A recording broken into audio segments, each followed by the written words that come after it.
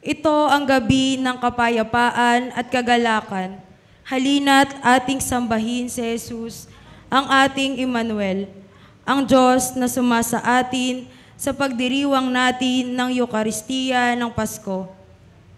Hilingin natin ang biyaya ng kahinahunan upang tuluyang manahan ang sanggol na si Jesus sa ating mga puso.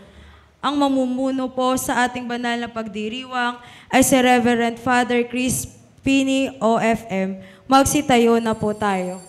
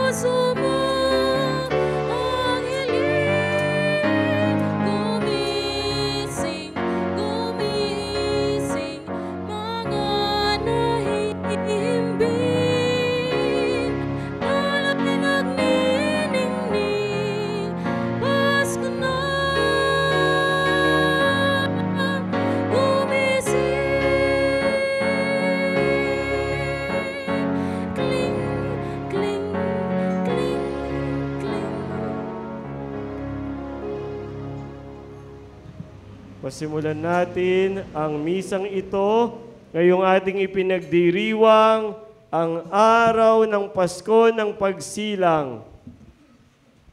Pasimulan natin ng ating Panginoong Jesucristo, pasimulan natin ito sa ngalan ng Ama at ng Anak at ng Espiritu Santo. Amen. Ang kapayapaan, pagpapala at lahat ng kabutihan mula sa ating Panginoong Jesucristo at ang pag-ibig ng Diyos Ama at ang pakikipagkaisa ng Espiritu Santo naway sumainyong lahat. At sumaiyo rin.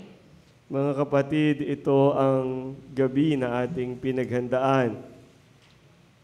Ang misa sa hating gabi ng Pasko ng Pagsilang ng ating Panginoon. Naghanda tayo sa 4 na linggo ng Adbyento at ngayon ay handa na tayong tanggapin ang biyaya ng pagkakatawang tao ng ating Panginoong Jesucristo. At upang tayo'y maging karapat-dapat sa banal na misteryong ating ipinagdiriwang ngayon, ating alalahanin ang ating mga nagawang kasalanan at ihingi natin ang lahat ng ito ng kapatawaran mula sa Diyos na mapagmahal, mula sa Diyos na punong-puno ng awa at habag. Inaamin ko sa makapangyarihang Diyos at sa inyo mga kapatid, na luba ako nagkasala sa isip, sa salita at sa gawa, at sa aking pagkukulang. Kaya isinasamo ko sa mahal na Birheng Maria, sa lahat ng mga anghel at mga banal, at sa inyo mga kapatid, na ako'y ipanalangin sa Panginoong ating Diyos. Kaawaan tayo ng makapangyarihang Diyos, patawarin tayo sa ating mga kasalanan at patnubayan tayo sa buhay na walang hanggan. Amen. Panginoon, kaawaan mo kami. Panginoon, kaawaan mo kami. Kristo, kaawaan mo kami. Kristo, kaawaan mo kami. Panginoon, kaawaan mo kami. Panginoon, kaawaan mo kami. Gloria in excelsis Deo.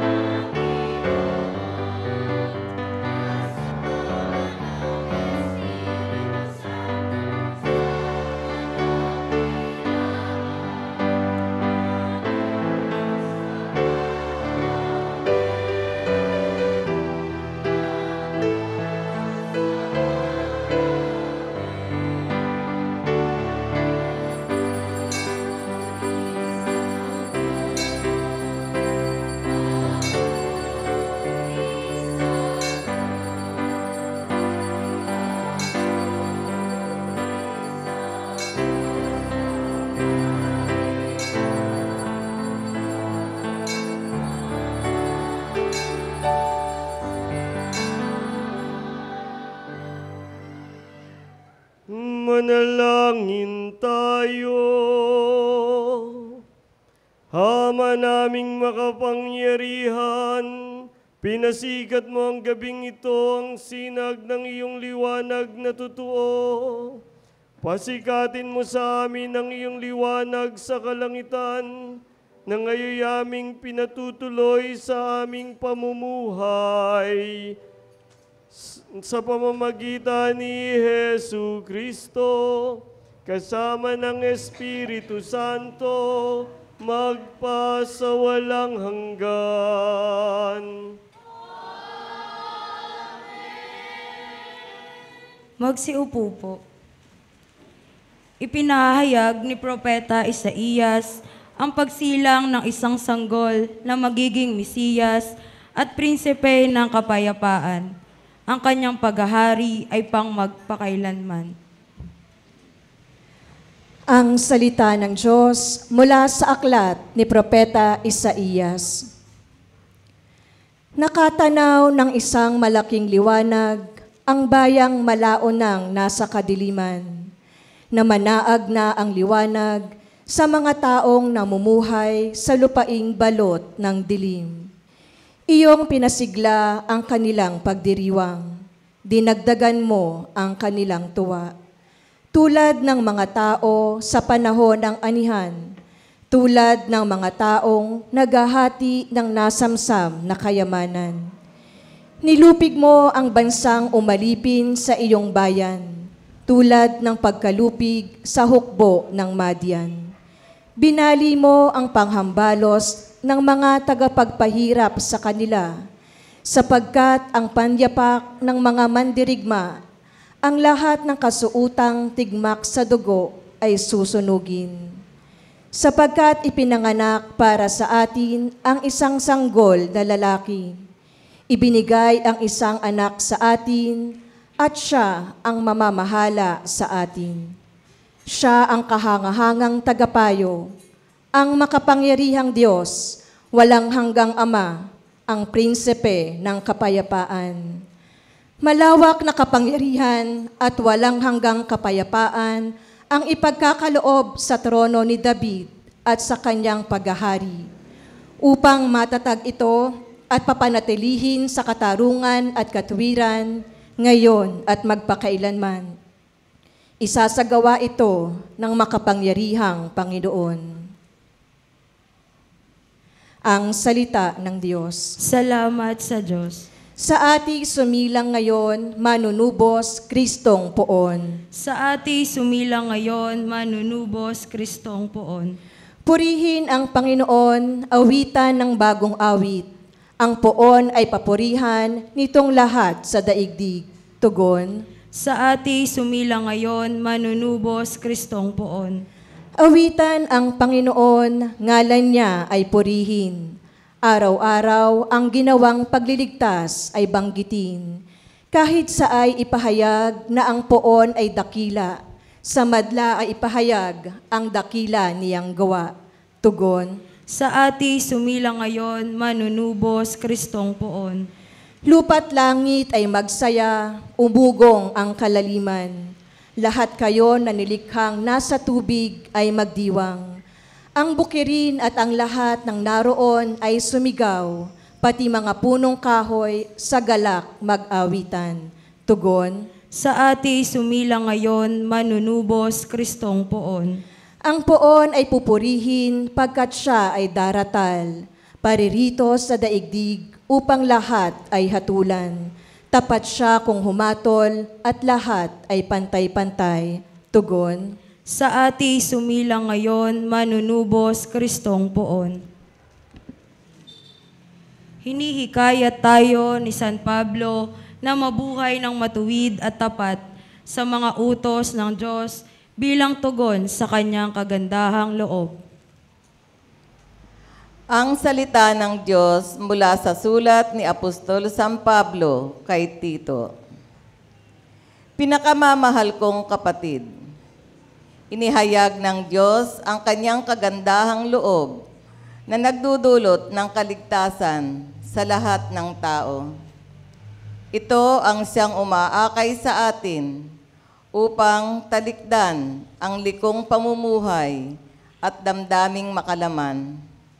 Kaya't makapamumuhay tayo ngayon ng maayos, matuwid at karapat-dapat sa Diyos. Samantalang hinihintay natin ang ating inaasahan, ang dakilang araw ng paghahayag sa ating dakilang Diyos at tagapagligtas na si Hesukristo. Sa gitna ng kanyang kaningningan, ibinigay niya ang kanyang sarili upang iligtas tayo sa lahat ng kalikuan at linisin para maging kanyang bayan na nakatalagang gumawa ng mabuti. Ang salita ng Diyos. Salamat sa Diyos. Magsitayo po tayo.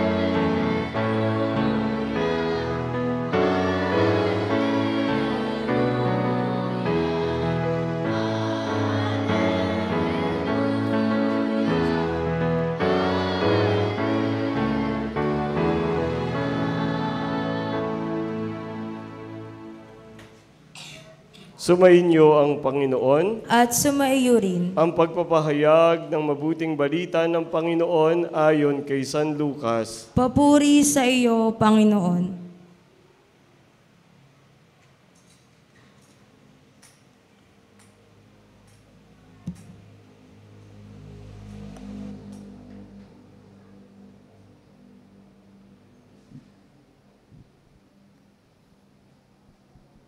Noong panahong iyon, iniutos ng Emperador Augusto na magpatala ang lahat ng nasasakupan ng imperyo ng Roma.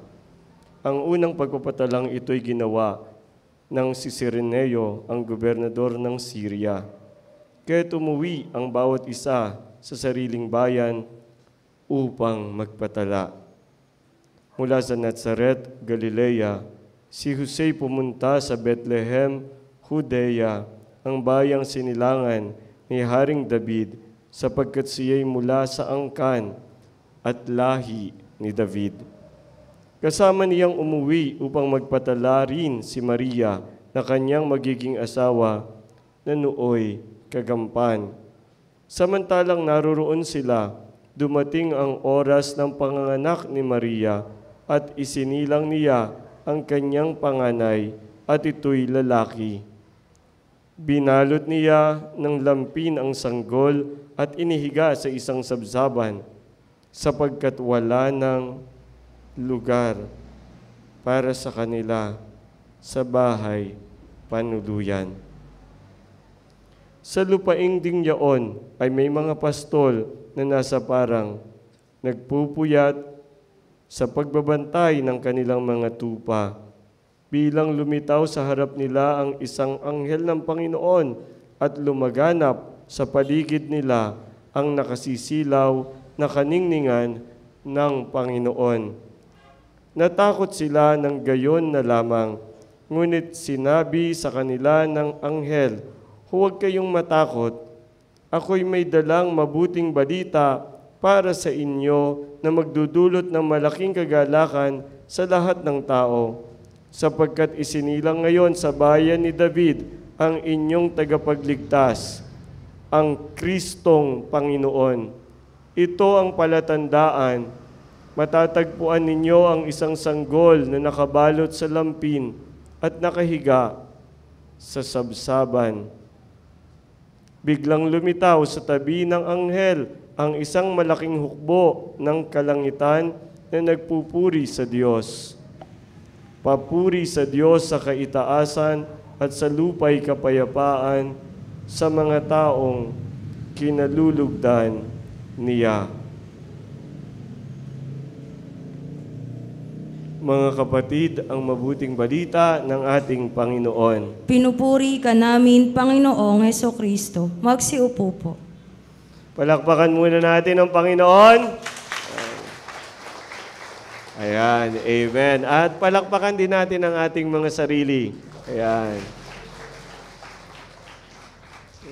Naghanda tayo ng 4 na linggo sa panahon ng Adbyento. Siyam na gabi nakararaan, mas lalo nating pinaigting ang ating ginawang paghahanda. Ngayon ang tanong, handa na ba kayo? Ayan. Meron sa atin, siyempre sasagot, handa na. Meron napaisip. Parang ang tagal-tagal naghanda, tapos pag tinanong ka pala kung handa ka na, mapapaisip ka. Kasi baka ang totoo, akala lang natin, handa na tayo. Pero ang totoo, parang kulang pa. Kulang pa. Lalo na ang Pinoy. Ang Pinoy kasi, September pa lang, iniintay, nagtotono pa lang ng gitara si Jose Marichan. Diba? Gusto nang hilahin ang Pasko. Ayan.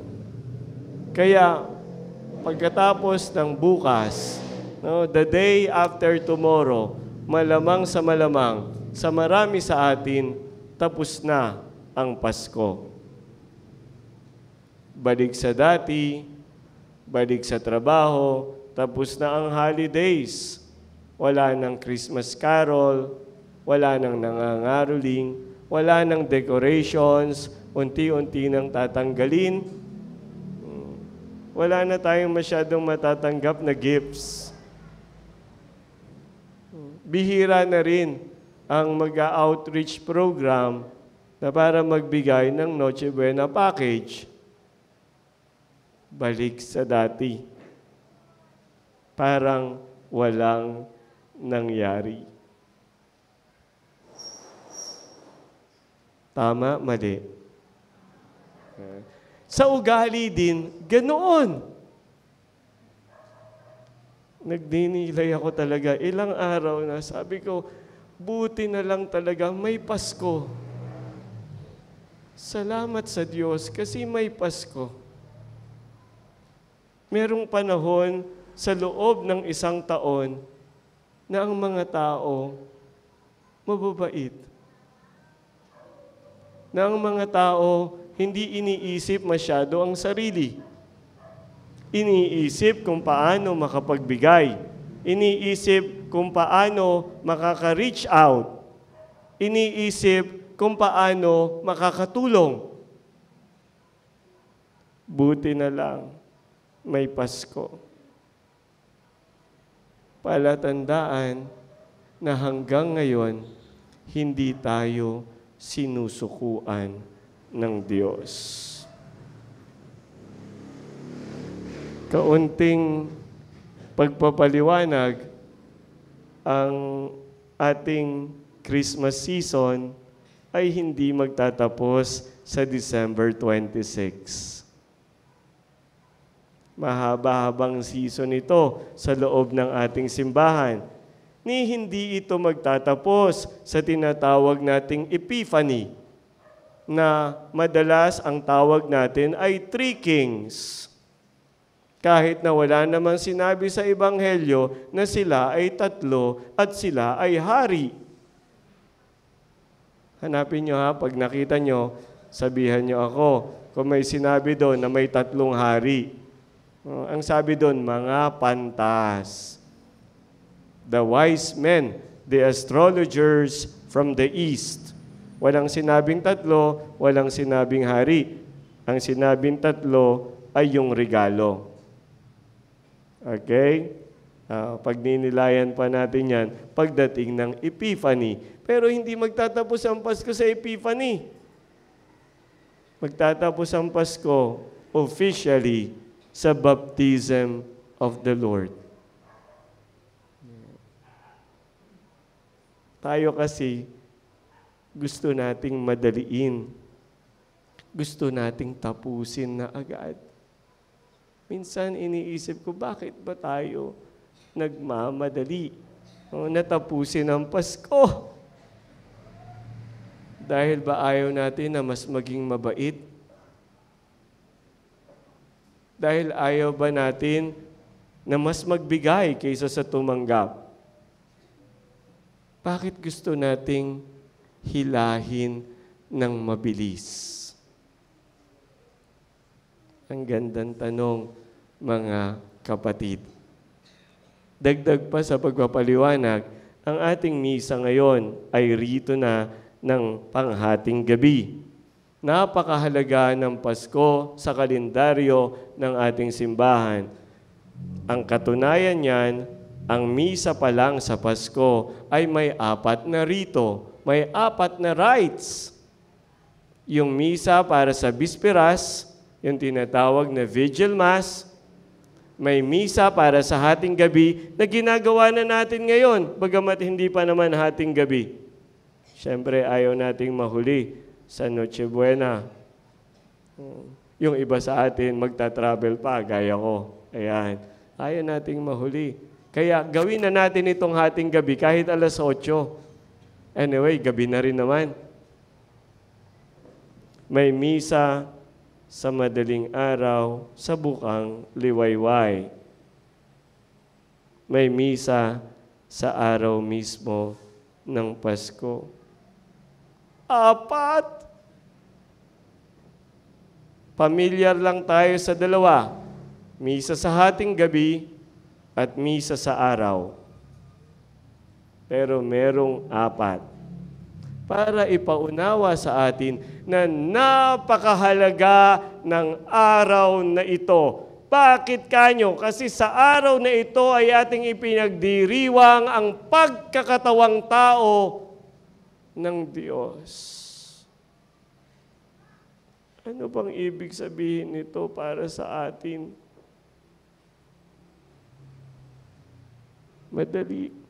Madaliin, tapusin mo na. Kasi ang hirap sagutin ng tanong ni Father. Ano ba ang ibig sabihin para sa atin ng pagkakatawang tao ng ating Panginoon? Father, pwede bang iba na lang ang tanong mo? Tanungin mo na lang kami kung magkakabalikan ba si Katniel. Diba? O tanungin mo na lang kami kung aabutan ba ni Ramon si Tanggol. Mababawi ba niya si Mokang?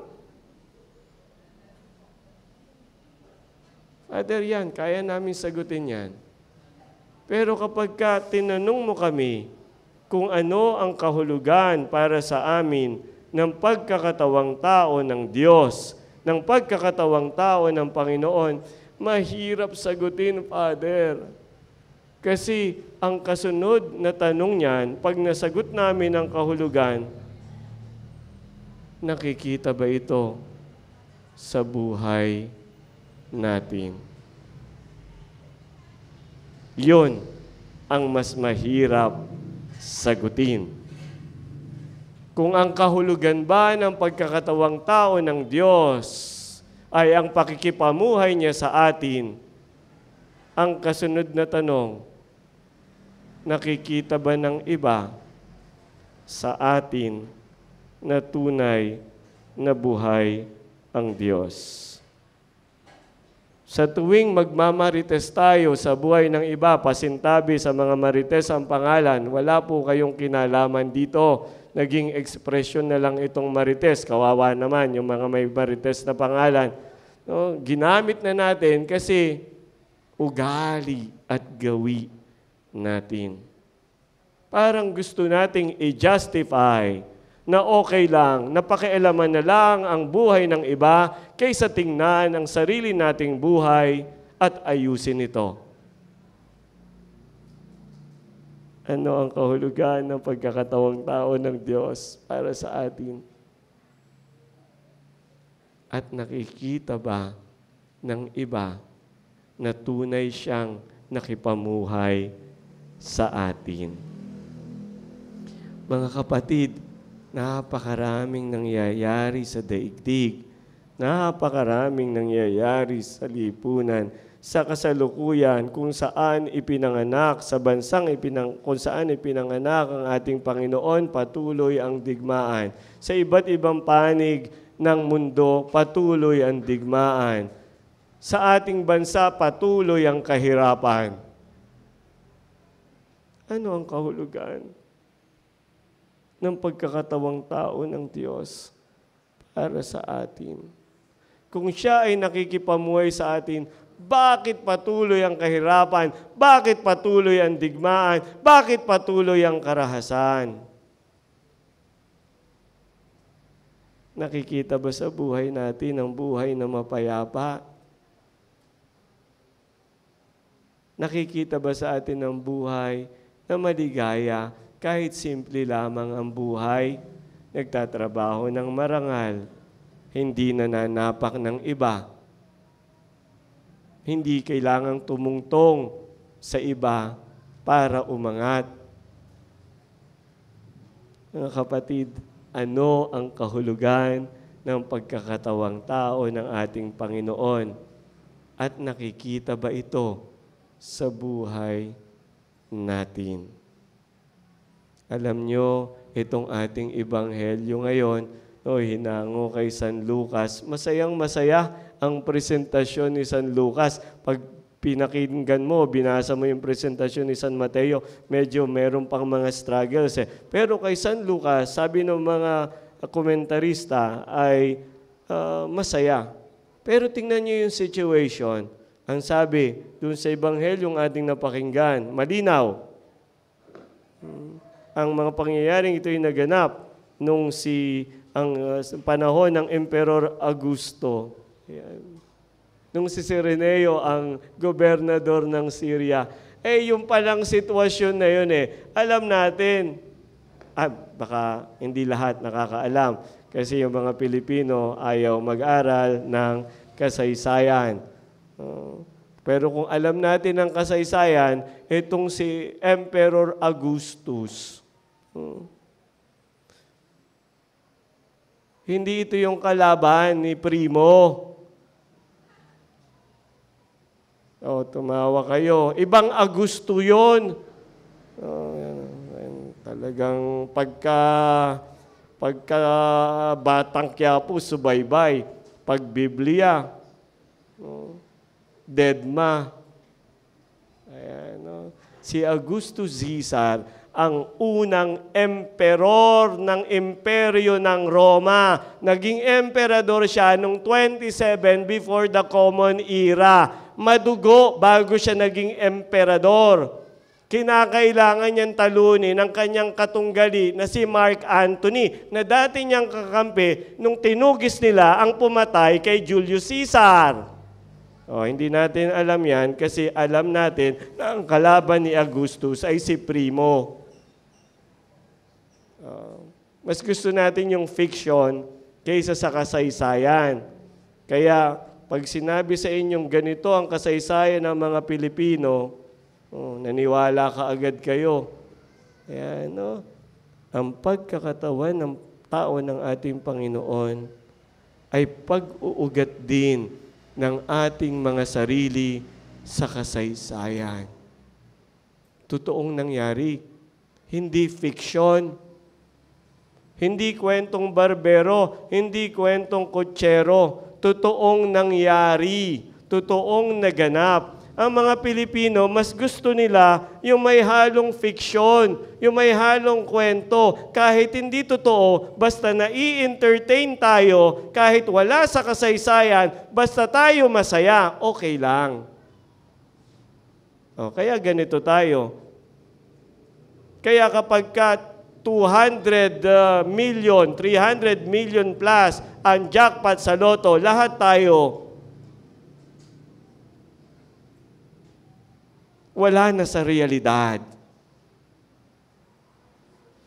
Pagdating ng eleksyon, ganun din, wala ka sa realidad. Kasi hindi mo naiisip na kukunin sa'yo sa loob ng 6 na taon. Di ba? Kasi nakalutang, no? Parang lutang ang isip mo. Wala ka sa realidad. Bukas, 20 kilo na ang bigas. Ang pagkakatawan tao ng ating Panginoon ay nagpapahayag sa atin na dapat tayo ay nakaugat sa tunay na pangyayari, sa tunay na realidad ng buhay.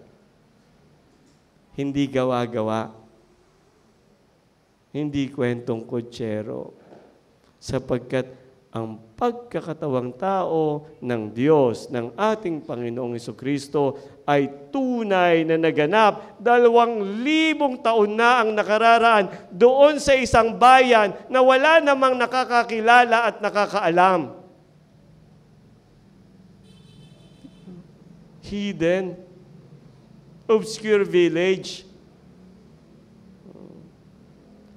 tahimik, one silent night. Saan? Doon ba sa magarang kutsyon? Doon ba sa waterbed? Hindi. Sabsaban, pakainan ng hayop. Inilagay ang Diyos, ang nagkatawang taong Panginoon, inilagay sa pakainan ng hayop. What does that mean to us? Manapak ng kapwa, maging korap, mandaya. What does that mean to us? No, ang Diyos nagpakababa para tayo iligtas. Mga kapatid, panahon na. Panahon na. Kung totoong tayo ay handa, no, makikita natin no, na madami tayong kailangang baguhin sa ating mga sarili. Hindi na ito kailangan ipagpabukas sa susunod na araw, the day after tomorrow. No. Ngayon, sa misang ito, hayaan nyo ang Panginoon na nagkatawang tao ang siyang humipo sa inyong puso at paglabas natin dito, bagong tao tayo. Kahit matapos ang Pasko sa baptism of the Lord. Kapatid, pag pinatuloy mo ang Panginoon sa buhay mo, tama yung kanta. Araw-araw, Pasko. Pag hindi, nangangahulugan lamang na hindi mo pa siya pinatutuloy sa iyong buhay at pagkatao. Hari nawa, ang Paskong ito, ang tunay na mag-akay sa atin para matanggap ang grasyang patuloy na iniaalok sa atin ng Diyos. Huwag nating sayangin. Nagkatawan tao siya, nakipamuhay sa atin, wala nang dahilan para tayo mabuhay sa dating gawi at sa kasalanan. Magsitayo po tayo. Ngayon ay ating ipahahayag ang ating pananampalataya. Sumasampalataya ako sa Diyos, amang makapangyarihan sa lahat, na may gawa ng langit at lupa. Sumasampalataya ako kay Jesucristo, iisang anak ng Diyos, Panginoon nating lahat. Nagkatawang tao siya, lalang ng Espiritu Santo, ipinanganak ni Santa Mariang Berhen, pinagpakasakit ni Poncio Pilato, ipinako sa krus na matay inilibing, nanaog sa kinaroroonan ng mga yumao, nang may 3 araw na buhay na maguli, umakyat sa langit, naluklok sa kanan Diyos, amang makapangyarihan sa lahat. Doon magmumulang paririto at uhukom sa nangabuhay at nangamatay na tao. Sumasampalataya naman ako sa Diyos Espiritu Santo, sa banal na simbahang Katolika, sa kasamahan ng mga banal, sa kapatawaran ng mga kasalanan, sa pagkabuhay na muli na nangamatay na tao, at sa buhay na walang hanggan. Amen. Ngayong gabi, ilapit natin sa pagsilang sa mapagpalang Ama ang ating mga panaghoy, pangarap, mga inaasahan. Taglay ang matinding kagalakang dulot ng pagsilang ng kanyang bugtong na anak na si Jesus Sama-sama tayong manalangin at sa bawat panalangin ang ating itutugon, Panginoon, dinggin mo ang aming panalangin. Panginoon, dinggin mo ang aming panalangin. Matutunan nawa muli ng mga pinuno ng simbahan ang payak na pamumuhay katulad ng kay Jesus na tumupad sa kalooban mo, Ama, sa lahat ng oras. Manalangin tayo. Panginoon, dinggin mo ang aming panalangin. Maghari nawa ang kapayapaan sa lahat ng bansa, gayon din sa aming mga tahanan at sa aming mga puso. Manalangin tayo. Panginoon, dinggin mo ang aming panalangin. Ingatan mo ang mga mahal namin sa buhay na hindi namin makakapiling sa Paskong ito.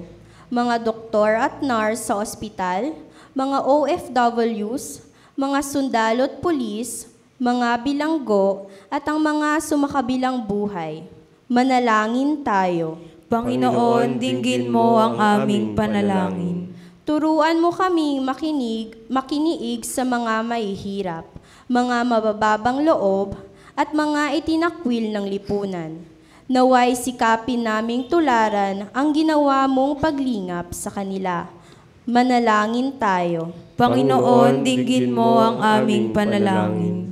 Tuluyan nawang lumigaya sa piling mo, O Diyos, ang mga kapatid naming namayapa na. Manalangin tayo. Panginoon, dinggin mo ang aming panalangin. Para sa ating lahat na nagdiriwang ng misang ito at gayon din para sa lahat ng inihihingi sa atin ng dasal at lahat ng mga kahilingang nasa ating mga puso.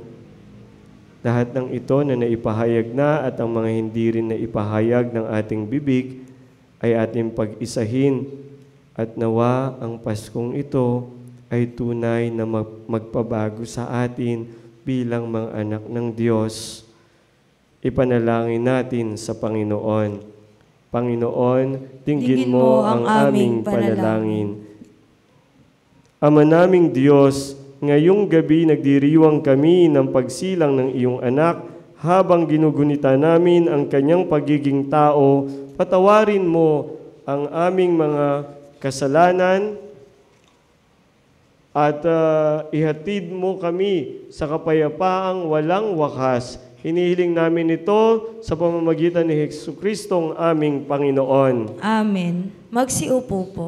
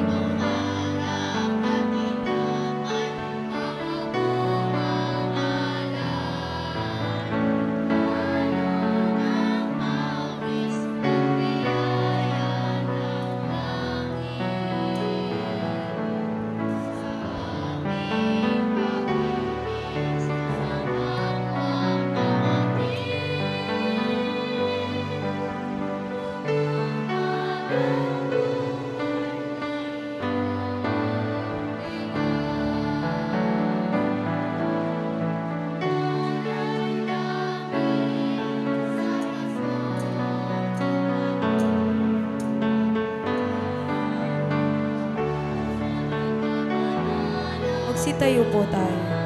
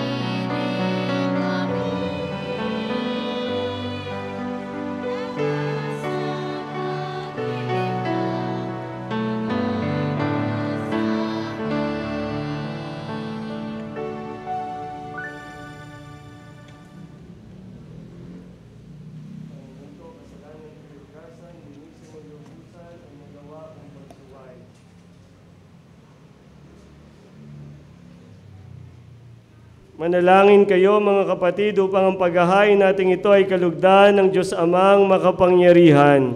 Tanggapin nawa ng Panginoon itong paghahain sa iyong mga kamay sa kapurihan niya at karangalan sa ating kapakinabangan at sa buong sambayanan niyang banal. Ama naming lumikha, kalugdan mo ang mga paghahain ngayong Pasko ng pagsilang. Sa pagpapalitang ito ng iyong kaloob na aming handog, ang anak mong umako sa aming kaabahan ay siya nawang magparangal sa amin magtampok bilang tagapamagitan kasama ng Espiritu Santo magpasawalang hanggan.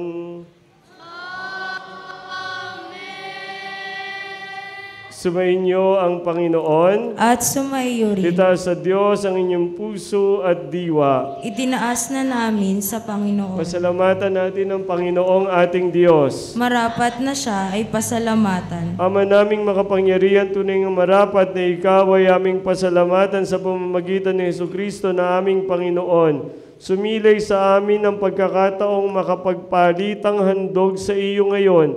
Inako ng iyong maaasahang anak ang pagkatao naming alangan at hamak.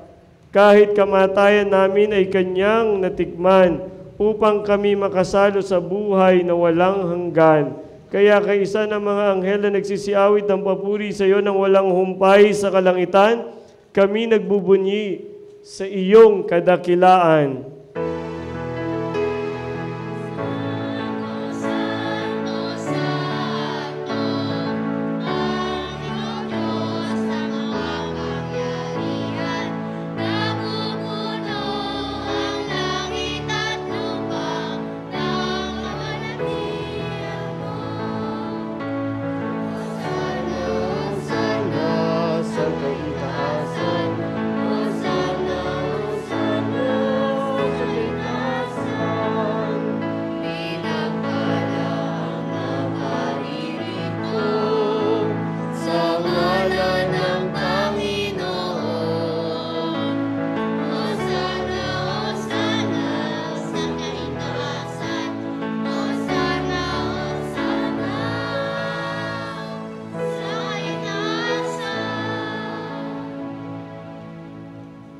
Ama naming banal, dapat kang purihin ng tanang kinapal sapagkat sa pamamagitan ng iyong anak na aming Panginoong Hesukristo at sa kapangyarihan ng banal na Espiritu, ang lahat ay binibigyan mo ng buhay at kabanalan.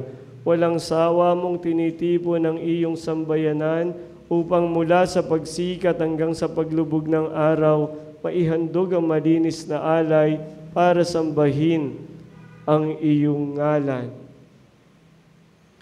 Ama, isinasamo naming pakabanalin mo. Sa kapangyarihan ng banal na Espiritu ang mga kaloob na ito na aming inilalaan sa iyo. Ito nawa ay maging katawan at dugo ng iyong anak at aming Panginoong Hesukristo na nag-utos ipagdiwang ang misteryong ito. Noong gabing ipagkanulo siya, hinawakan niya ang tinapay. Pinasalamatan kanya, pinaghati-hati niya iyon, iniabot sa kanyang mga alagad at sinabi, tanggapin ninyong lahat ito at kanin.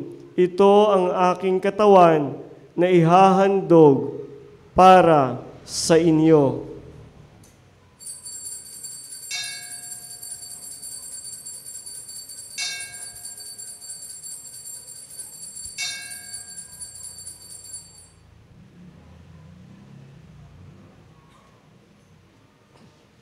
Gayon din naman, nung matapos ang hapunan, hinawakan niya ang kalis. Muli kanyang pinasalamatan. Iniabot niya ang kalis sa kanyang mga alagad at sinabi, tanggapin ninyong lahat ito at inumin. Ito ang kalis ng aking dugo, ng bago at walang hanggang tipan. Ang aking dugo na ibubuhos para sa inyo at para sa lahat, sa ikapagpapatawad ng mga kasalanan. Gawin ninyo ito sa pag-aalala sa akin.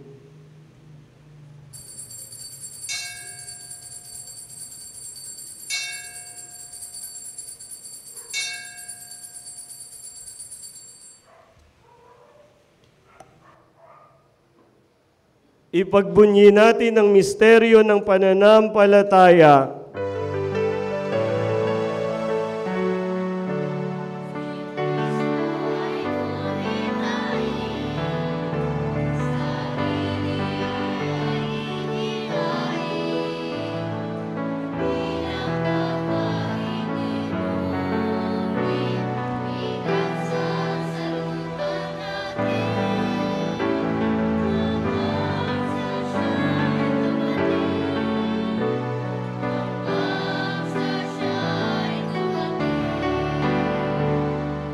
Ama, ginugunita namin ang pagkamatay ng iyong anak na sa amin nagligtas, gayon din ang kanyang muling pagkabuhay at pagakyat sa kalangitan, samantalang ang kanyang pagbabalik ay pinananabikan.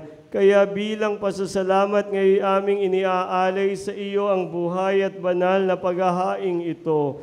Tunghayan mo ang handog na ito ng iyong simbahan. Masdan mo ang iyong anak na nag-alay ng kanyang buhay upang kami ay ipakipagkasundo sa iyo. Loobin mong kami magsasalo-salo sa kanyang katawan at dugo ay mapuspos ng Espiritu Santo at maging isang katawan at isang diwa kay Kristo.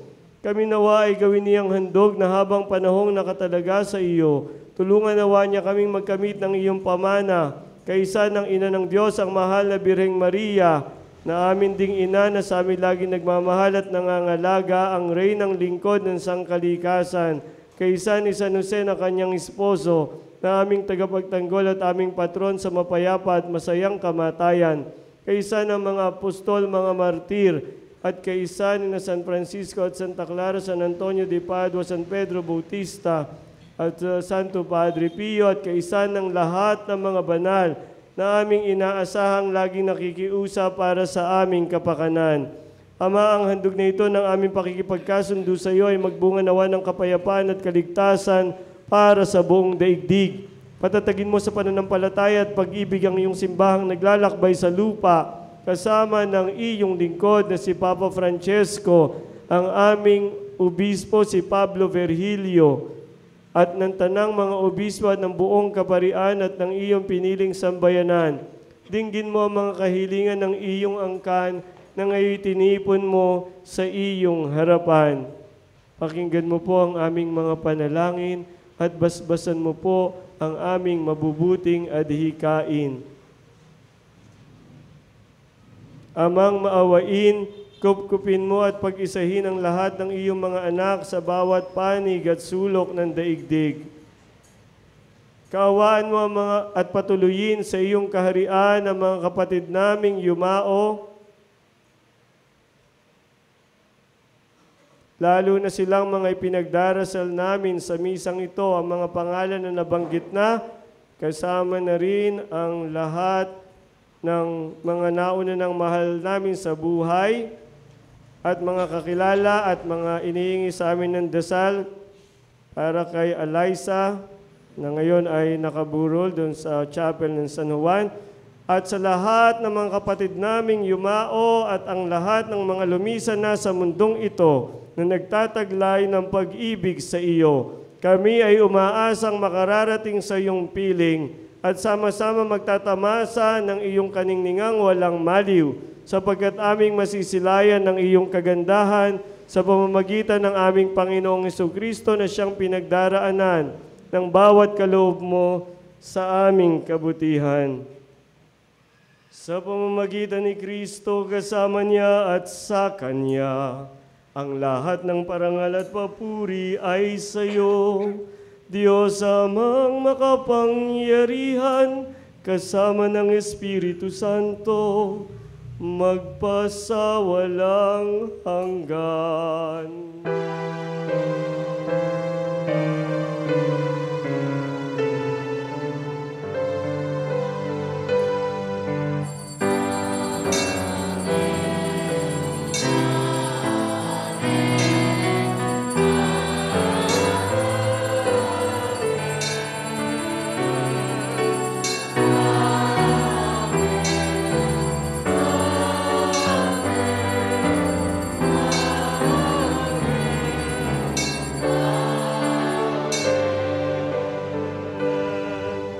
Bilang isang pamilya ng Diyos na naging pamilya niya sa ating Panginoong Jesucristo na nagkatawan tao para sa ating lahat, dumalangin tayo ngayon sa panalangin itinuro sa atin ng ating Panginoong Jesus.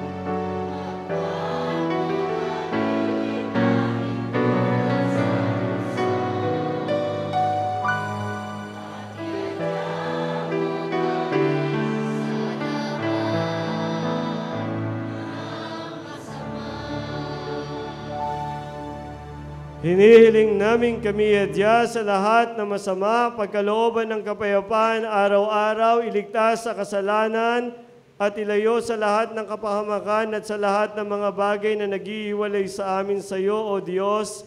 Sumisira din ang aming ugnayan sa isa't isa bilang magkakapatid, at gayon din ang aming ugnayan sa sangkalikasan na sa amin iyong ipinagkatiwala. Samantalang aming pinananabikan ng dakilang araw ng pagpapahayag ng tagapagligtas naming si Jesucristo.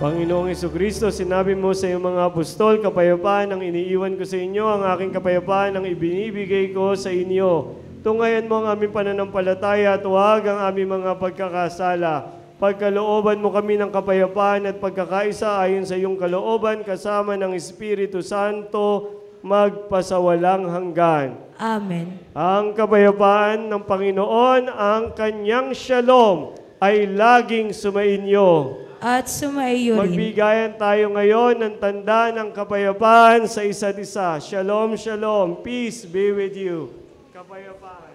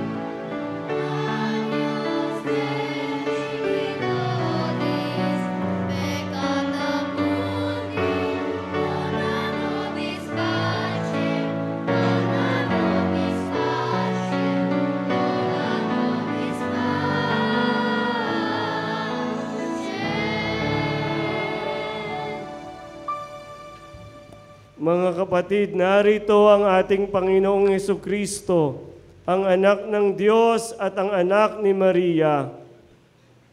Ang siyang naparito pang tayo ay kanyang ibalik sa ating dangal at dignidad bilang mga anak ng Diyos. Ang siyang isinilang para tayong lahat ay mapaanyo. Ito ang kordero ng Diyos. Ito ang nag-aalis ng mga kasalanan ng sanlibutan.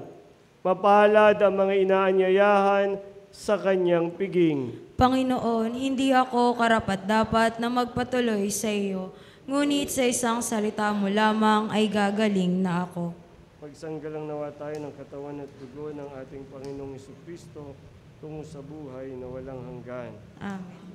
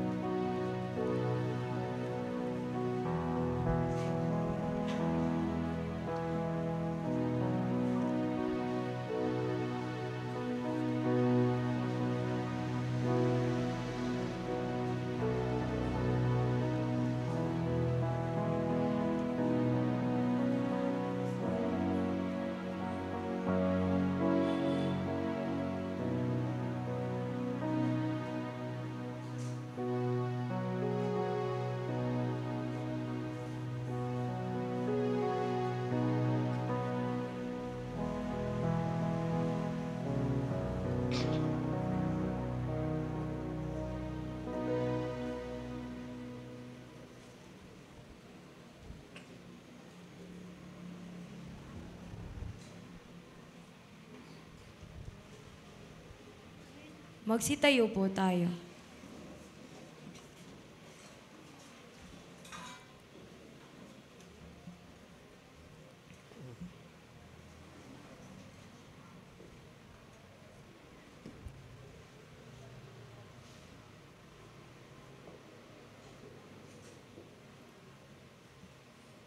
Manalangin tayo. Ama naming mapagmahal, sa pagdiriwang namin ng maligayang Pasko, pagindapatin mong kami makasalo sa pamumuhay ng anak mong kalugod-lugod sa iyo, bilang tagapamagitan kasama ng Espiritu Santo, magpasawalang hanggan.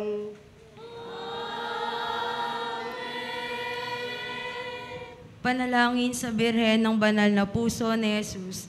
Alalahanin mo, mahal na ina ng Banal na Puso ni Jesus, ang mga dakilang bagay na ginawa ng Panginoon para sa iyo. Hinirang kang maging kanyang ina. Ninais niyang malapit ka sa kanyang krus. Binahaginan ka niya ng kanyang kalwalhatian. Dinirinig niya ang iyong panalangin. Sa kanya ialay ang aming papurit, pasasalamat. Sa kanya isangguni ang aming kahilingan, na tulad mo'y mamuhay kaming lagi sa pagmamahal ng iyong anak, upang ang kanyang kahari ay patuloy na maisakotauparan. Samahan kaming lahat sa bukal ng buhay na nagmula sa kanyang puso, nang lumaganap sa sanlibutan, ang pag-asa at kaligtasan, ang katarungan at kapayapaan. Pagmasdan mo kaming sa'yo'y nagtitiwala, pakinggan mo kaming sa'yo'y nagsusumamo. Maranasan nawa naming lagi ang makainang pagkalinga mo, siya nawa. Birhen ng Banal na Puso ni Jesus. Birhen ng Banal na Puso ni Jesus. Birhen ng Banal na Puso ni Jesus. Magsiupo po tayo para sa mga pasasalamat, paalala at paanyaya. Pasalamatan po natin ang lahat ng mga tumulong sa paglilingkod. Music Ministry at Regina Shili, Children's Choir, Leo Eucharistic Ministers, Ministry of Altar Servers, Ministry of Ushers, Greeters and Collectors, Ministry of Lectors and Commentators, Social Communications Ministry para sa ating FB live streaming, sa atin pong narito ngayon, at sa nunguna sa ating banal na pagdiriwang na si Reverend Father Chris Penny, OFM. Pasalamatan din po natin ang sponsor ng ating misa ngayon na si Mr. Crescencio Pineda and family.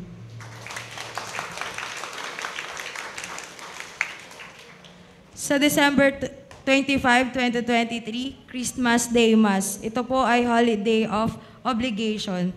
7 a.m. po, Cluster Hope sa R&E Chapel. 9 a.m. po, Cluster Faith dito po sa bodega. 5 p.m. po, Cluster Love sa Woodcraft Bayanihan. Magandang gabi po sa inyong lahat. Ako po si Brother Jess, ang inyong pastoral worker dito sa Our Lady of the Sacred Heart Mission Station. Uunahan ko na kayo ng pagbati ng Merry Christmas. Hindi ba ako kakanta, ha? Hindi. Nakita niyo po yung ating altar, napakaganda. Na andito din po sa atin. Ang nag-ayos po niyan ay ang ating seminarian na si R.C. Regenio. No? Siya po ngayon ay pansamantalang nakalabas. Siya po ay nag-aaral ng Kalijan sa MSc sa Surigao at nais niyang ipaabot na ang pasasalamat sa inyong patuloy na pagdarasal sa kanya sa kanyang formation. Pero higit doon, baka ba't siya ay pagpapatuloy, mahalaga din na hindi lang panalangin ang ating iabot kung hindi ang ating suporta sa kanya. Dahil siya ay seminarya na nanggaling mismo sa inyong cluster faith. Kaya naman, humahangad natin na suportahan siya. Kami po ay magpapaikot na ng maikling paghandog para sa kanya, para sa patuloy na kanyang formation. So, ang ating mga greeters and collectors ay maghahandog ng basket dyan na iikot upang ito ay ibigay nating suporta sa ating seminarya na nag-aaral. And soon to be, kahit gaano pa kaganda ang ating sambahan natin dito, kung walang magdiriwang na pare, malungkot po ang misa. Wala pong misa. Kaya mahalaga na patuloy nating suportahan ang ating seminaryan na ito upang magpatuloy siya sa kanyang formation. Maraming salamat po sa anumang tulong na iyong iaabot.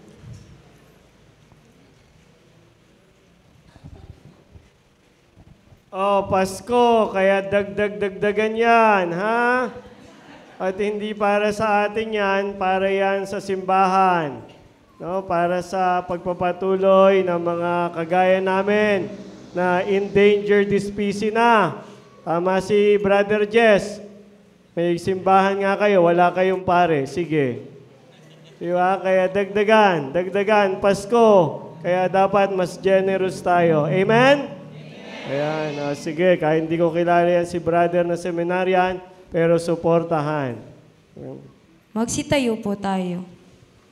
Ngayon po, bago ang final blessing, habang kayo ay very generous na nag-aambag sa second collection na yan, atin mo nang i-insensuhan ang baby Jesus na yung poon, ang baby Jesus.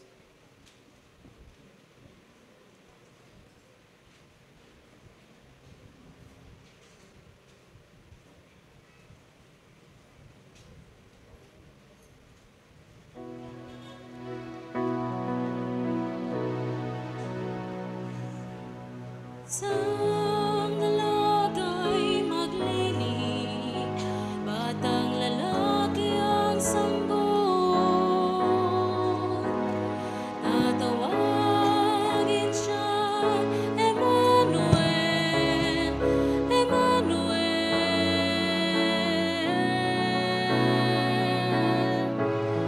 Magalak isinilang ang puon, sasabsaban siya'y nakahimlay. Nagpahayag ang mga anghel, luwalhati sa Diyos.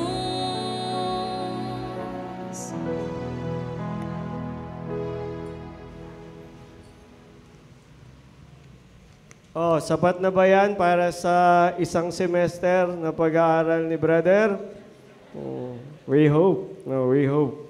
Ayan, be more generous. At pag mas generous ka, I tell you, ito, living example, mas generous ka, nako, ang biyaya. I tell you. Parang wala ka ng paglagyan. Kaya ibibigay mo na ng ibibigay. Amen? Amen. Ayan.